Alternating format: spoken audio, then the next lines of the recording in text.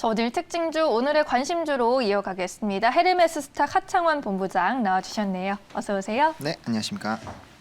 네, 저희 이제 지난 종목들 리뷰부터 좀 해봐야 될 것 같습니다. 지난주, 지지난주 이제 이어서 진단키트 종목들을 많이 말씀해 주셨는데 흐름이 네. 굉장히 좋았습니다. 수젠텍이 뭐 어제 상한가를 기록했고요. 네. 휴마시스도 뭐 지금 투자 경고에 막혀 있기는 하지만 어제 11% 넘게 급등을 하더라고요. 네. 이 종목들 보유하신 분들은 어떻게 대응해야 할지 앞으로의 전략 다시 세워봐야 할 것 같아요. 네, 일단 수젠텍부터 말씀을 네. 드리겠습니다. 일단 수젠텍 같은 경우는 이제 전거래일에 FDA, EUA 관련된 이슈가 나오면서 사실 이제 주가가 바로 상한가에 직행을 했습니다. 10시 전에 상을 마감을 했고요. 예. 상잔량도 계속적으로 늘어가면서 이제 70만 주가 넘어가는 그런 부분들이 있었고 시간에서도 거의 물량이 나오지 않는 상황입니다. 사실 이 이슈만으로도 추가적으로 연상을 기대를 해볼 수 있는 그런 상황이었는데 어제 저녁에 또 홈키트, 유럽에서 홈키트가 드디어 또 승인 이슈가 나왔습니다. 그러다 보니까 뭐 오늘은 거의 상한가를 다시 갈 가능성이 굉장히 높다라고 보시면 좋을 것 같고요. 예. 굉장히 좀 빠른 속도로 좀 급등이 나올 거라고 좀 생각을 하고 있습니다. 그래서 제가 봤을 때는 신규 진입은 조금 쉽지 않을 것 같고요. 아마 연달아 좀 급등이 나올 것이기 때문에 이 이슈 보시면 될 것 같고 이 종목 같은 경우는 제가 소개를 드릴 때 굉장히 많은 모멘텀을 가지고 있는 종목이라고 말씀을 드렸습니다.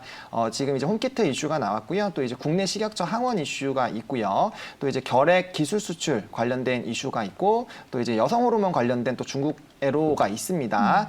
그런 단기적인 이슈들을 계속적으로 좀 있는 상황이고요. 그다음 항원 FDA, EUA 그리고 중화항체 FDA, EUA도 지금 진행을 하고 있기 때문에 굉장히 많은 모멘텀이 있고 또 결핵, 치매, 알러지 제가 계속적으로 강조를 드리고 있습니다. 그러니까 이런 모멘텀이 굉장히 많은 종목이기 때문에 그 부분에서 좀 집중해서 보시면 좋지 않을까라고 말씀을 드리겠고 뭐 휴마시스를 기준으로 좀 했을 때 일단은 뭐 거의 대부분의 종목군들이 이제 전고점을 향해서 지금 뛰어가고 있는 상황이고 코로나 업황이 굉장히 좋기 때문에 이 상승 흐름을 좀 즐기실 필요는 좀 있지 않을까라고 일단 수젠텍 먼저 좀 리뷰를 좀 드려보도록 하겠습니다. 네, 알겠습니다. 휴마시스도 한번 바로 이어서 들어볼게요.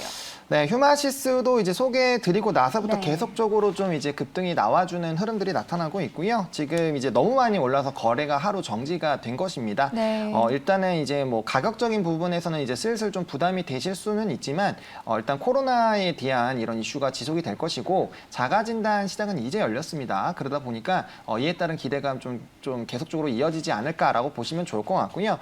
일단은 그런 부분에서 이제 아무래도 갭을 좀 크게 띄었고 오일선과 좀 거리가 좀 떨어졌기 때문에 이 부분에 대해서 조금 불안하신 분들은 일부 좀 일단 수익 실현을 해둬서 일단은 손익을 확정을 좀 지어 놓으시면 좋을 것 같고요. 나머지 물량들은 크게 오일선 이탈만 좀 크게 안 되면은 또 더 끌고 가보실 필요가 좀 있지 않을까. 최근 시장이 좀 가는 종목만 계속 가는 그런 움직임이 나타나고 있기 때문에 사실 많이 올라왔다고 해서 뭐 무작정 파실 필요는 없습니다. 지금 업황 계속적으로 진행이 되고 있고 긍정적인 모멘텀이 진행이 되고 있기 때문에 이런 부분에서 좀 긍정적으로 보실 필요성이 좀 있겠다라고 말씀을 좀 드려보도록 하겠습니다. 네, 이 바이오주 안에서 진단키트 관련 모멘텀 정말 어느 때보다 강하다라는 생각이 드는 것 같은데 어제 또 관련주들 흐름이 굉장히 좋았습니다. 액세스 바이오를 한번 전일장 특징주로 보면 어떨까요?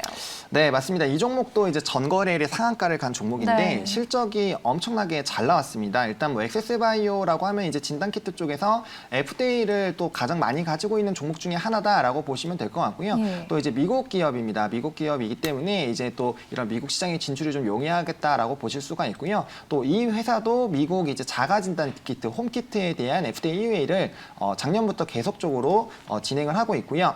지금 2분기에 나올 것으로 좀 예상이 되고 있습니다. 일단 영업이익이 1,800억 원, 분기입니다. 분기로 1,800억 원이 나왔고 지금 순이익이 1,200억 원이 나왔습니다. 그럼 이게 이걸로 유지가 된다라고 했을 때 사실 이제 작년의 시젠과 좀 유사한 흐름인데 지금 액세스바이오의 시총 해봐야 지금 9천억 원대거든요. 근데 작년에 그 실적으로 기준을 했을 때 시젠 같은 경우 4조에서 5조 단위로 좀 됐기 때문에 지금 시젠도 굉장히 저평가가 되어 있다라고 보시면 됩니다. 그것도 이제 셀트리온이나 삼성바이오로직스랑 실적 비교를 해보시면은 시젠이 엄청나게 저평가가 되어 있다라는 걸 아실 텐데 그 시즌과 비교했을 때 엑세스바이오의 시총이 또 너무나도 많이 낮은 상황이기 때문에 이러한 상황들이 좀 유지가 된다라고 한다면은 당연히 실적 베이스로 주가가 굉장히 크게 상승을 해야 정상이다라고 좀 말씀을 드리겠고요. 일단은 3분기까지는 이제 수주 잔량이 좀 많이 깔려 있습니다. 사실 이제 올해 초에 거의 3천억 원 규모 한 4번에 나눠서 이제 700억, 800억 원, 그리고 200억 원 해가지고 3천억 원에 대한 수주 공시가 나왔고요. 그 기간이 이제 3분기까지 좀 고루 분포가 되어 있기 때문에 이러한 흐름대로 나온다고 했을 때 사실 1분기와 유사하거나 혹은 지금 코로나 확산세가 더 유지가 되고 있기 때문에 오히려 더 긍정적인 실적이 나올 가능성이 굉장히 크다라고 보시면 될 것 같고요. 또 이제 이 엑세스바이오 같은 경우는 또 인도에도 이 자사의 그런 항원 FDA 인증을 받은 항원 키트를 또 판매가 가능합니다.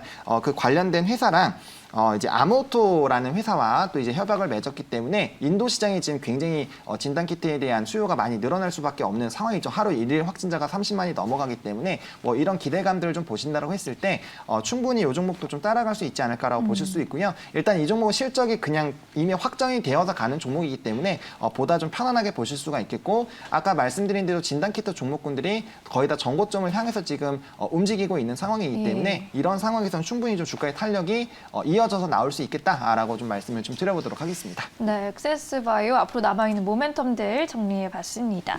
어제장 다시 한번 돌아보면요. 경기 민감주가 그야말로 주인공 역할을 톡톡히 했죠. 외국인과 기관이 러브콜이 들어오면서 질주하는 모습이었습니다. 뭐 해운, 조선, 뭐 철강, 건설까지 굉장히 선전했는데 이 종목들도 다시 갈 수 있을지도 좀 궁금해지고요. 오늘의 관심주 한번 알아볼게요. 네, 뭐 말씀해 주신 것 중에 하나 들어가 있습니다. 네, HMM을 좀 들고 들고 왔는데요. 일단은 해운주 같은 경우는 사실 이것도 자리가 굉장히 높다라고 생각을 하실 수가 있습니다. 근데 저는 충분히 더 가지 않을까라고 보고 있고요.